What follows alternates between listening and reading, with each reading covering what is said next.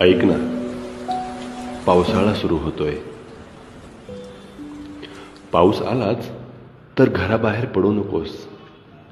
भर पावसात जर तू आलीस अंगणात तर तुझ्या पावलांचा पाण्याला स्पर्श होईल. तुझ्या देहाचा रंग पाण्यात विरघळेल. पावसाचा प्रत्येक थेंब तुला भिजवत असताना तुझा कस्तुरी सुगंध पाण्यासोबत दरवळत जाईल.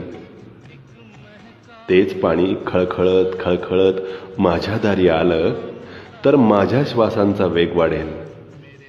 साऱ्या आठवणी उसळून येतील आणि पुन्हा भेटायची इच्छा होईल.